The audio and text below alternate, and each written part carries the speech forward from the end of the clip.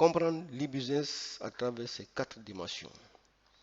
La première dimension de l'e-business, c'est la digitalisation des relations intérieures de l'entreprise.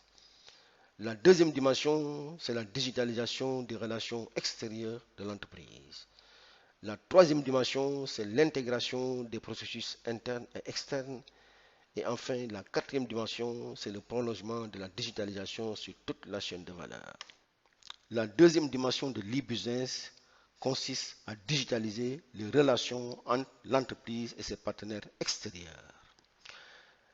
Naturellement, après avoir digitalisé les relations inter et les relations intra, c'est-à-dire les relations intérieures de l'entreprise, la direction générale va maintenant s'intéresser à son environnement extérieur.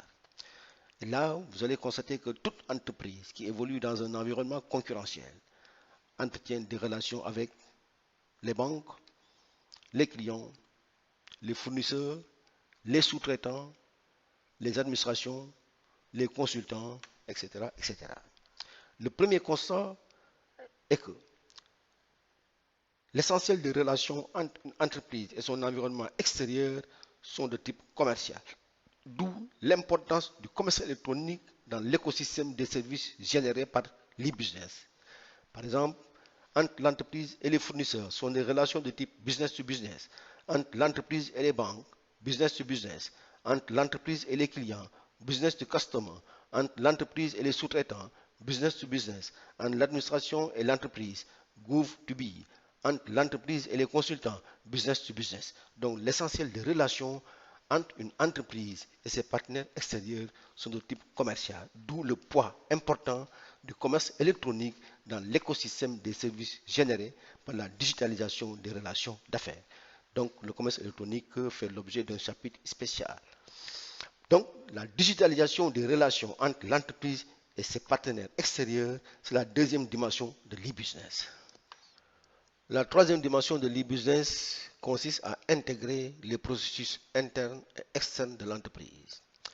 En effet, dans le cadre des relations entre l'entreprise et ses partenaires extérieurs, toutes les informations générées dans le cadre de ces relations avec les clients, les banques, les fournisseurs, l'administration seront intégrées dans le système d'information grâce à des applications qu'on appelle les API, applications interface programmables. Cette intégration est d'une importance particulière, car une fois ces informations traitées par le système d'information, qui doit répondre à certaines normes, bien entendu, pour pouvoir les traiter, donc toutes les directions vont en tirer profit. Par exemple, le département direction marketing donc va disposer de tableaux de bord, d'un reporting, va mieux comprendre le comportement de ses clients, le centre d'intérêt, le besoin de diversification et de personnalisation des offres pour anticiper et innover. Le département direction des ventes va disposer des statistiques concernant les ventes, les taux de rétention, les taux de fidélisation donc de ses clients, l'avis des clients, etc. Et il va donc aider la direction des ventes à optimiser la planification de ses ventes. Bref, cette intégration va permettre donc à l'entreprise de mieux élaborer sa stratégie marketing et commerce électronique.